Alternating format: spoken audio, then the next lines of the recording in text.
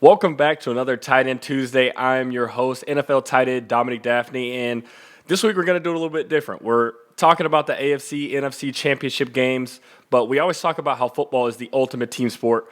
Always talk about the idea of complementary football. Well, this week I'm going to be talking about an entire tight end room that complements each other so well, that plays off of each other so well, feeds off each other's energy, and of course they always have each other's backs. And that tight end room being the Seattle Seahawks. And that being second-year tight end A.J. Barner out of the University of Michigan, 8-year tight end Eric Saubert from the mean streets of Des Moines, Drake University, and rookie Nick Kallerup from the University of Minnesota.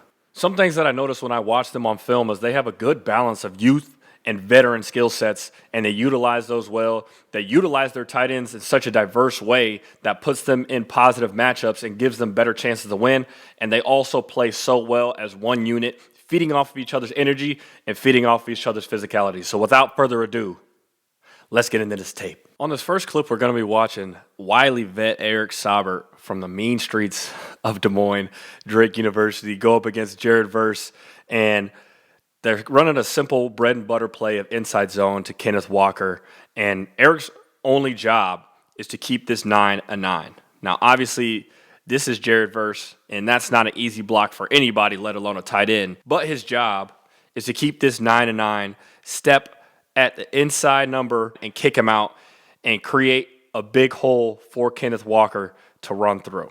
If you watch Sabi's first step, it's right at the DN, trying to keep a 9 a 9, try to keep him on the outside and preserve this gap. That second step was a little wide because Jared Verse kind of gave a move like he was going to go inside.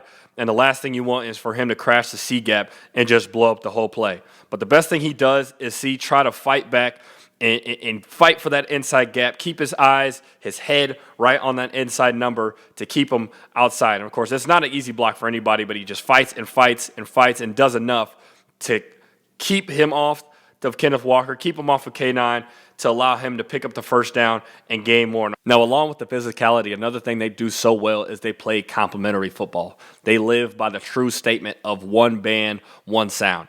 They play off of each other, they play physical, and they utilize that to help other guys on the team make plays. Now, again, in this clip, they're in 13 personnel, actually, with 3 tight ends.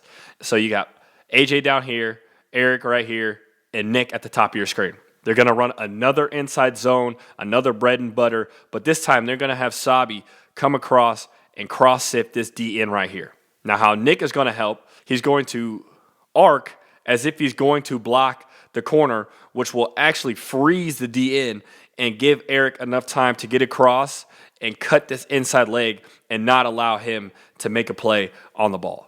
So they send the motion, and at the snap, you can see how that freezes the DN, which again will give Eric time to get across and have a better chance to cut him. Otherwise, he would just shoot the C gap and try to make a play on the running back.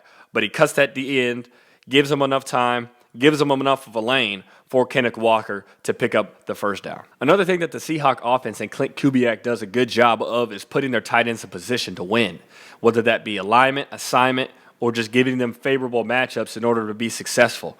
And as you can see here, you got A.J. Barner detached at the bottom of the left side of your screen against Byron Young. It's 3rd and 9.